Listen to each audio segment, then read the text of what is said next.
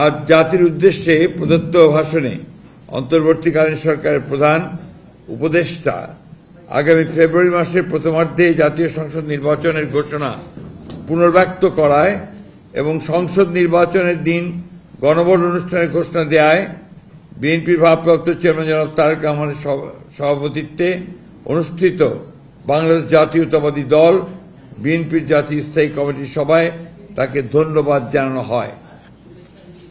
একই সাথে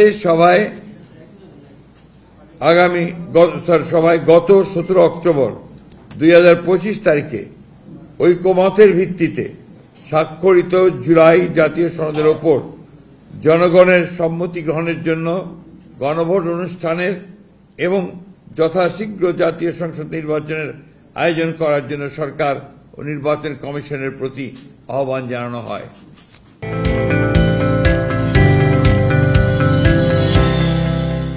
আপনারা পেয়েছেন তো, আমি কি রিপিট করবো? আবার আমি রিপিট করছি। আজ জাতির উদ্দেশ্যে প্রদত্ত ভাষণে অন্তর্বর্তীকালীন সরকারের প্রধান উপদেষ্টা আগামী ফেব্রুয়ারি মাসের প্রথমার্ধে জাতীয় সংসদ নির্বাচনের ঘোষণা পুনর্ব্যক্ত করায় এবং সংসদ নির্বাচনের দিন গণভোট অনুষ্ঠানের ঘোষণা দেয়ায় বিএনপির ভারপ্রাপ্ত চেয়ারম্যান জনাব তারেক রহমানের সভাপতিত্বে অনুষ্ঠিত বাংলাদেশ জাতীয়তাবাদী দল বিএনপি জাতীয় স্থায়ী কমিটির সভায় তাকে ধন্যবাদ জানানো হয়।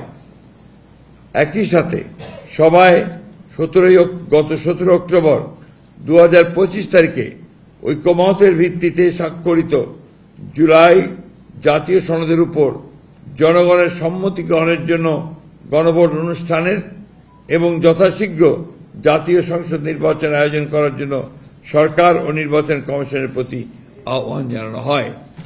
ধন্যবাদ।